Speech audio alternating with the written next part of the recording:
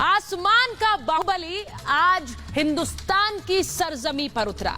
नाम रफाल और काम दुश्मन को चित करना। इसीलिए आज हम कह रहे हैं कि सुन लो दुश्मन ध्यान से, आया रफाल, अब नहीं चलेगी दुश्मन की कोई चाल।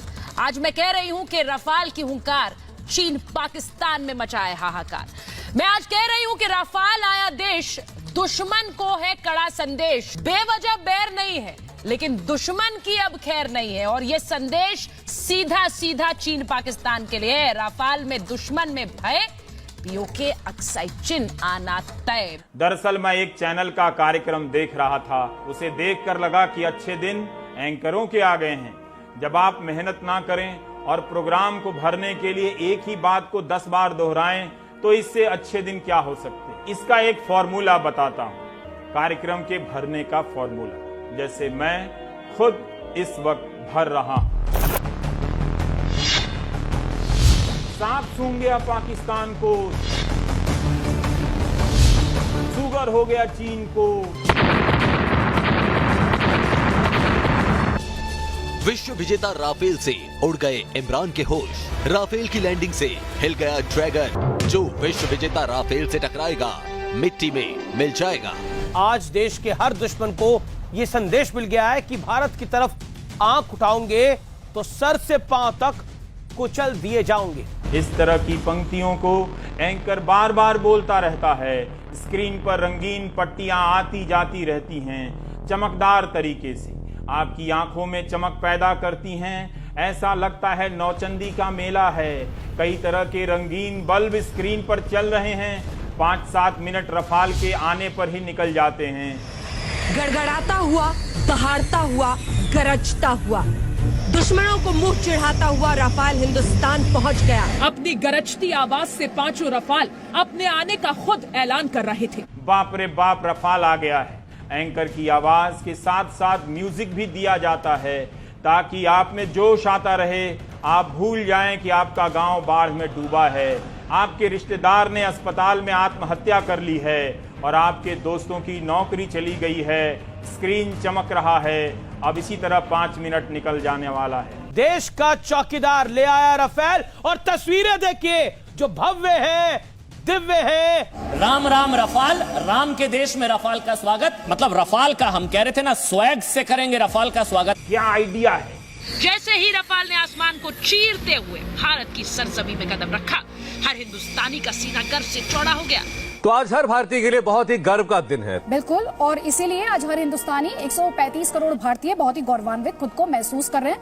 ये तस्वीरें ऐतिहासिक हैं और 135 करोड़ भारतीय इन तस्वीरों को देखकर गौरवान्वित, गर्व, प्राउड महसूस कर रहे हैं। तस्वीरें अद्भुत है। जब ये तस्वीरें, ये गौरवान्वित करने वाली तस्वीरें हम अपने दर्शकों को दिखा रहे हैं, और मैं बार बार इस बात को दोहरा रही हूँ, आज पूरा देश गौरवान्वित महसूस कर रहा है। पूरे देश का सीना चौड़ा हो रहा है। आज पूरे देश का सीना गर्व से चौड़ा हो रहा है। जो भी इस वक्त अपने टीवी स्क्रीन को देख रहा होगा, जी न्यूज देख रहा होगा, बहुत ही प्राउड इस वक्त महसूस कर रहा होगा। और रफाल के भारत आने की तस्वीरें देखकर पूरा देश आज गर्व महसूस कर रहा है। रफाल रफाल आ गया। गौरव का यह क्षण सभी क्षणों पर भारी है। आप सभी बधाई के अधिकारी, इसलिए देश को बधाई देनी चाहिए क्योंकि आ चुके हैं रफाल। कांग्रेचुलेशंस अमन। आप दिनाजपुर में बैठे कल्पनाओं में खो जाते हैं। चलो, अपनी जिंदगी में समस्याओं को हरा नहीं सके तो रफाल के आने से चीन और पाकिस्तान को तो हरा देंगे। मतलब हम इसलिए कह रहे हैं ना, कमाल है रफाल। मतलब कमाल है रफाल, हवा का ब्रह्मास्त्र है रफाल। और रफाल के आने से टेंशन में चीन और पाकिस्तान। आपको सोचना चाहिए कि एक ही बात को घुमा घुमा कर स्क्रीन भरा जा रहा है या कुछ नया भी आ रहा है। क्यों अचानक स्क्रीन पर हिंदुस्तान की समस्याएं गायब हो जाती हैं और पाकिस्तान पाकिस्तान हाँफने लगता है। टीवी के पास कंटेंट नहीं है, मगर दर्शकों के पास टीवी है। दर्शक करें तो क्या करें, इसलिए टीवी पर कंटेंट के नाम पर यही बचा है। पूरे देश में खुशी है, इतना जोश है। हाउस द जोश। खुश तो बहुत होंगे आज आप। अब सोचिए, टीवी वाले माहौल बना चुके हैं, आप उस माहौल में खोए हुए हैं। आपका मतलब आप अपने से ही ना लें, व्यापक सामाजिक अर्थों में भी देखें। वो लोग भी देखें जो इस 10 करोड़ में शामिल हैं, जिनकी नौकरी चले जाने की खबर आज सूत्रों के हवाले से छपी है इकोनॉमिक टाइम्स में।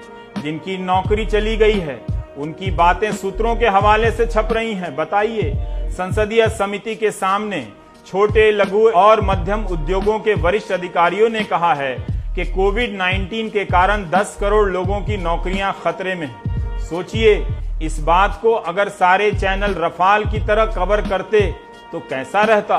स्क्रीन पर ऐसी पंक्तियां आती निम्नलिखित उदाहरणों की तरह, क्या 10 करोड़ लोगों की चली जाएगी नौकरी? 10 करोड़ परिवारों पर नौकरी का छा गया संकट। 10 करोड़ नौकरी जाएगी, मचेगा हाहाकार। 10 करोड़ नौकरियों पर संकट से कैसे बचेगा भारत? इसी तरह कोई एंकर इसे फ्लैश करता रहे स्क्रीन पर, अपने 3 सबसे बड़े सवाल बनाकर, तो भारत की आर्थिक सच्चाई का चेहरा क्या वैसा ही सुंदर दिखेगा जैसा रफाल के कवरेज के समय एंकर का चमकता चेहरा? सवाल है कि जब रफाल का माहौल है, उसकी उड़ानों की शानदार तस्वीरें हैं, उसकी खूबियों का कलात्मक वर्णन है, गौरवशाली क्षण है, ऐसे में बेरोजगारी के दीनहीन मुद्दों से किसकी भुजाएं फूलती होंगी? उनकी भी नहीं फूलती हैं जो बेरोजगार हैं या जिनकी नौकरी गई है।